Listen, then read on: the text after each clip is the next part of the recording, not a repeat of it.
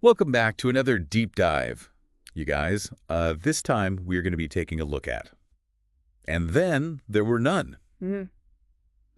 This one is by Agatha Christie. Now, if you haven't read it, we're going to be keeping this spoiler-free, Okay. so don't worry about that. But I will say this is a must-read if you're into mysteries. Oh, yeah, absolutely. Yeah, It's a classic for a reason. yeah.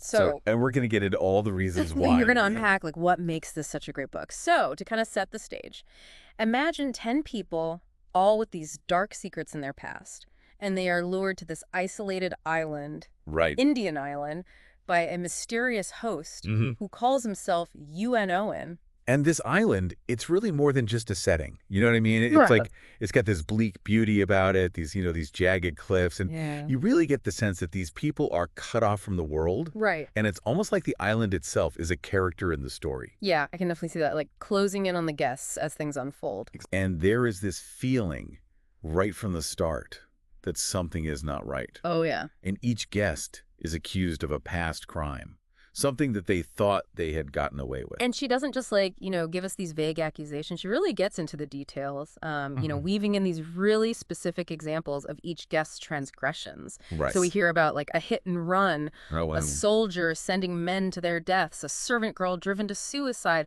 All of these things just kind of hang heavy over everybody on this island, and it creates this thick atmosphere of suspicion and guilt. And I have to say, like, reading it, I was constantly going back and forth between all the different suspects, especially when the murders start happening. Yeah. One by one, mirroring this nursery rhyme, 10 little Indians. Right, and that nursery rhyme is so creepy. It adds this whole other layer of psychological torment. It's like this morbid countdown, just ticking away with each death. And you can just see the guests, frantically trying to decipher the rhyme. They want to figure out, Yeah. Who's next, Right. how they can stop the killer. But they're always just like a step behind.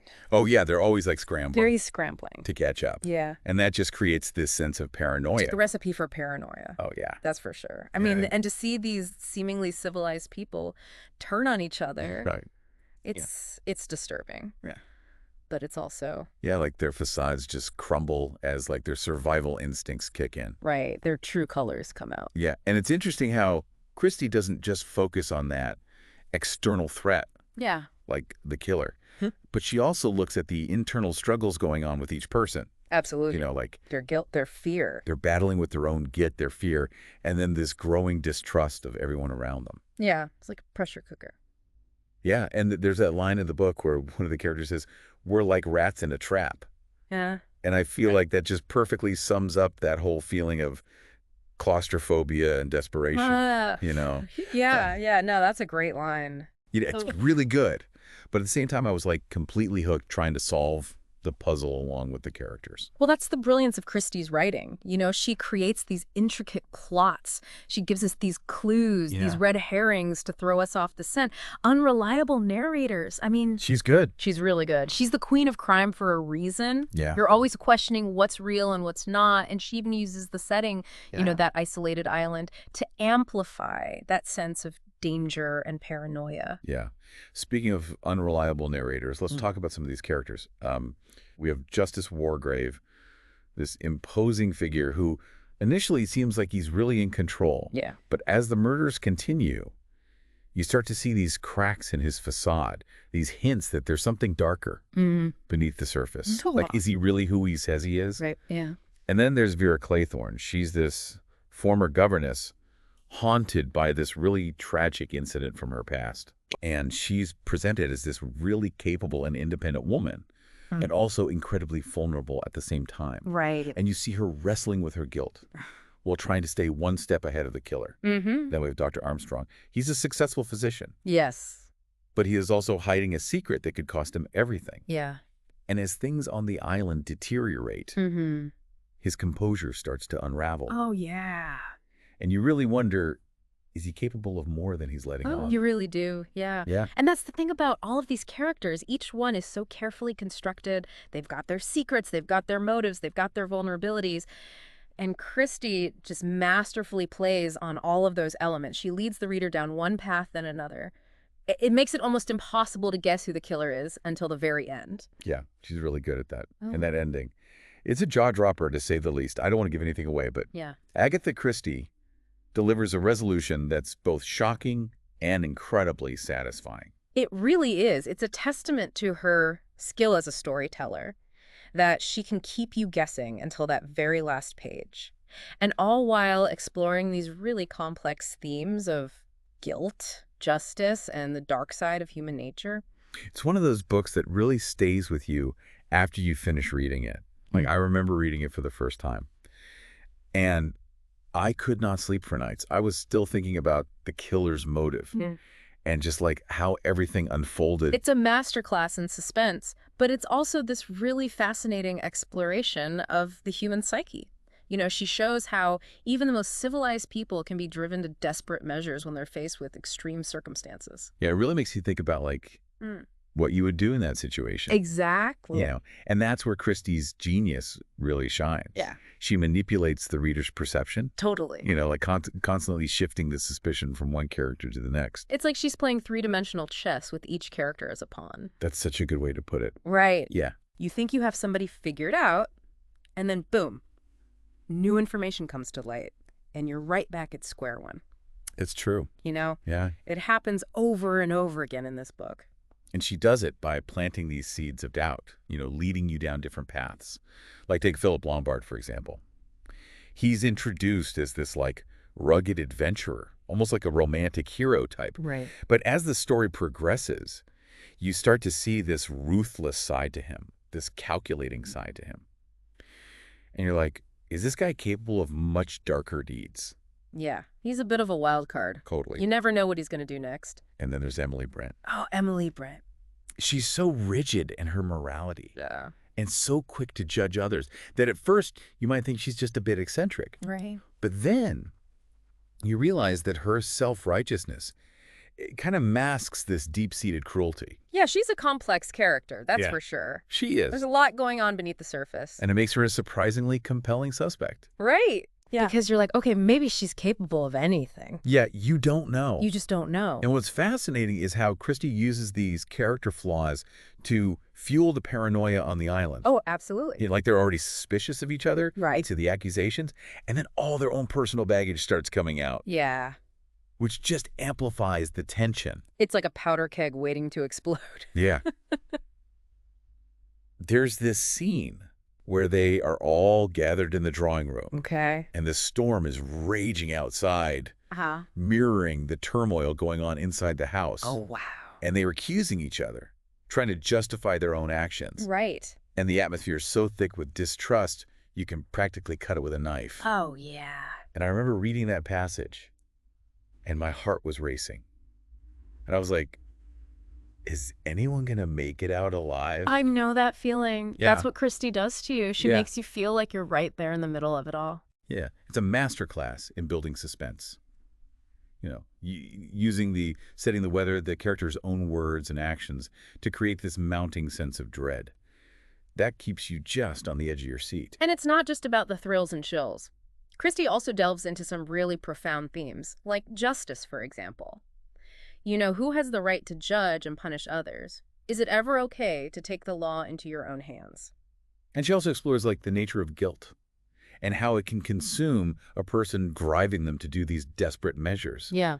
And several of the characters are so clearly haunted by their past mistakes Yeah. that their actions on the island are almost like driven by a desire to like atone for their sins. Right. They're Yeah. looking for some kind of redemption, Yeah, but they're going about it in all the wrong ways. exactly. And then there's the theme of isolation. Like the island itself becomes a symbol of their separation from society, from the rules and the norms that usually govern their everyday lives. And in this isolated environment, their true natures are revealed, Yeah. and they're forced to confront the consequences of their actions. It's almost like a social experiment. It is. You know what happens when you remove a group of people from the constraints of civilization and you put them in this pressure cooker situation where their survival is at stake? It's like Lord of the Flies, but with murder. Right. Exactly. Yeah. It's disturbing, but undeniably compelling. And what's so interesting is that Christie manages to create such a complex and layered story, but without ever feeling preachy. You know, Right. she's not like, She's not hitting you over the head with a message. no, she Yeah. doesn't explicitly judge her characters or offer any easy answers. Instead, she presents them as these flawed human beings, Right. capable of both good and evil. And she leaves it up to the reader to draw their own conclusions. That's what makes her work so enduring. It's not just about solving the mystery. It's about exploring the complexities of the human experience. It's about understanding the motivations behind even the most horrific actions. And that's why. And then the work. None is more than just a classic whodunit. It's a psychological thriller that really digs deep into these dark undercurrents of human nature. And it's a book that invites multiple readings. You know, each time you pick it up, you might notice a new detail, a subtle clue that you missed before, or you might interpret a character's actions in a different light. Yeah. It's a story that stays with you long after you've closed the book. Absolutely. You find yourself thinking about the characters, the setting, and just the chilling implications of the killer's actions. It makes you wonder, could any of the guests have truly outsmarted the killer? Or was their fate sealed from the moment they stepped foot on that island? Right. It's a question that lingers. It does. It really does. Yeah, it really is a question that lingers, isn't it? It does. Like, was escape ever truly possible? I mean, the killer was so meticulous, Right. so diabolically clever in their planning. Exactly. The way they used the island's isolation, you know, that nursery rhyme, the psychological pressure of that. Yeah. And then even like manipulating the guests' own guilt against them. I mean, it was just, Okay. it was a masterclass in manipulation. And, thinking back on it, Yeah. even that seemingly random collection of guests, like that was all part of the killer's plan. Oh, yeah, for sure. Each person represented a different aspect of justice, Uh, or maybe a different failing of the justice system. That's a really interesting point. Yeah. Because we have the judge representing the law itself. We have the doctor, embodying medical ethics. The soldier highlighting the complexities of wartime decisions. Right. It's like the killer is putting society itself on trial. And the fact that none of them could escape their fate, Right. it really makes you question the very notion of justice. It does. Like, is true justice ever achievable, even for those who seemingly deserve it? That's what's so brilliant about Christie's work. She doesn't provide any easy answers. Instead, she forces us to confront these really uncomfortable questions, to examine our own beliefs about guilt and punishment and the gray areas of morality. Yeah. And even the killer's confession, which, again, we won't spoil for our listeners, Yeah. but it's chilling in its logic. Yes, it is. It reveals this twisted sense of justice, Yeah. but also a deep understanding of human nature. The killer knew exactly how to exploit the weaknesses of their victims, Yeah. how to push their buttons, make them doubt themselves. Yeah. It's a disturbing thought, but it speaks to the power of manipulation and the fragility of our own sense of self. And in the end, the only one who seems to find a measure of peace is Vera Claythorne. Oh, that's interesting. I Yeah. hadn't thought about that. Even though her fate is sealed, Mm-hmm. there's this sense of acceptance, Right. of finally facing the truth about her past. Vera's arc is particularly interesting because it really highlights the psychological toll of guilt. She's tormented by her role in that past tragedy. Right. And her actions on the island reflect this desperate attempt to find redemption. Yeah, like she's trying to make things right, Yeah. but it's almost like she's trapped in this cycle of guilt and self-punishment. Yeah, and ultimately she realizes that there's no escaping the consequences of her actions. It's a powerful message, It is. and it really adds another layer of depth to the story. Absolutely. Yeah, it's a really powerful message, and it makes you think about, the choices that we make and the consequences that come from them. Absolutely. And that's what makes, then there were none such a thought-provoking read. So for you, our listener, if you are looking for a mystery that will keep you guessing until the very last page, while also challenging your assumptions about justice and the human condition, this is the book for you. It's a must-read. It's a book that will stay with you long after you've finished it, and it'll make you think about those choices we make and how they can have these ripple effects. Yeah. It's a timeless classic for a reason, and we highly recommend diving into its chilling depths. And as always, thanks for joining us on this deep dive. Don't forget to subscribe, like, share, and leave us a comment letting us know what you thought of this episode. Until next time.